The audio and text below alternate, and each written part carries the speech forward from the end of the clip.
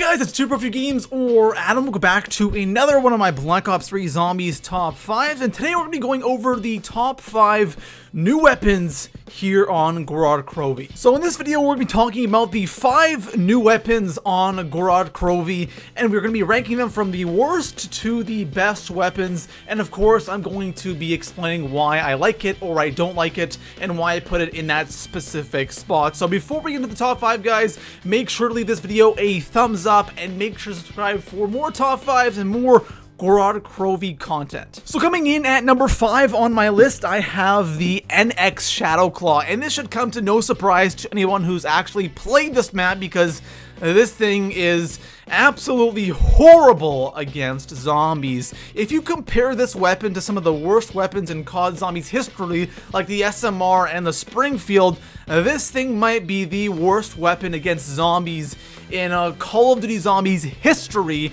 But the thing is, this is not meant for killing zombies. It's for reviving people, and this thing is literally the best way to revive someone ever. When you pack-a-punch this weapon, you have the ability to revive them when you shoot them, and you have 12 shots in each NX Shadowclaw. They're dual wheels, and you have 144 shots in reserve.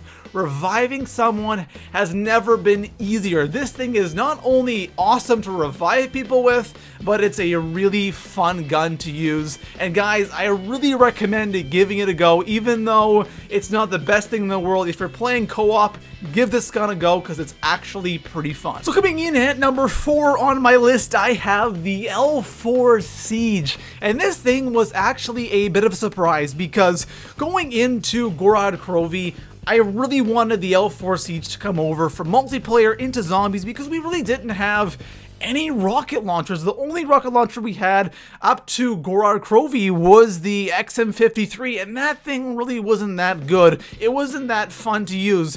But the L4 Seige really surprised me, because this thing is a really good time. It doesn't really do the most damage in the world. It definitely isn't some of the explosive weapons from previous COD games, but it isn't that bad. And again, it's a fun gun to use.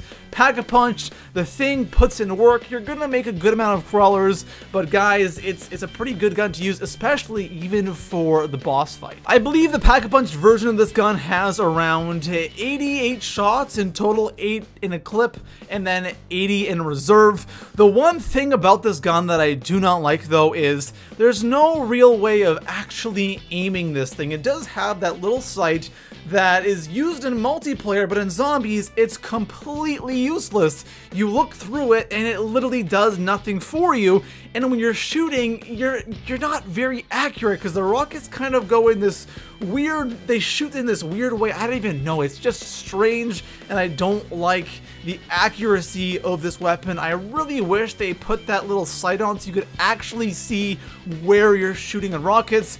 But other than that, guys, this thing is a interesting weapon. So coming in at number 3 on my list, I have the PPSH. And yes, I know, the PPSH in the number 3 spot on a top 5. Is this a fake video? No, guys, it is not a fake video. This is legit. The PPSH just isn't as good as it used to be. We all knew coming into this map the PPSH wasn't going to live up to the hype, because in World at War, this thing was life. Like, it was everything. It wrecked zombies. It was the most powerful weapon in World at War by far. Of course, not including wonder weapons, but here on Gorod Krovi, guys, it just isn't as good. It doesn't mow down zombies like it used to in World at War Zombies. And again, that was expected. But with that being said, guys, it's still a good weapon. If you get it out of the box, I recommend getting it and pack-a-punching it, because it's a fun gun to use.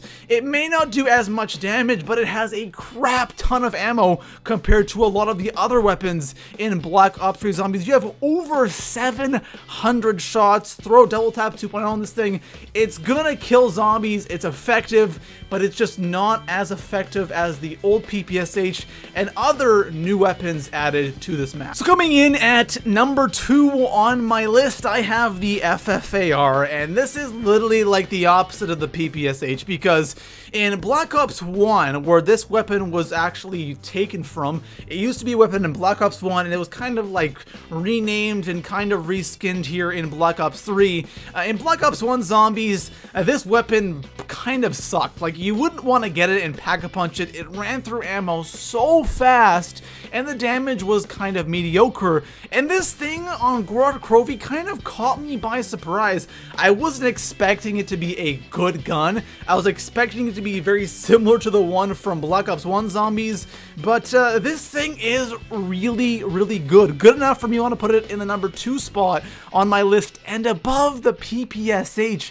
That's a shocker. But this thing, Pack-a-Punch, has 90 shots in a clip, 450 in reserve, and the only problem with this gun is you still kind of run out of ammo relatively quickly. Not as bad as the Black Ops 1 version, but still, it is a bit of a problem, but you do have pretty high damage with this gun, so that kind of helps it out.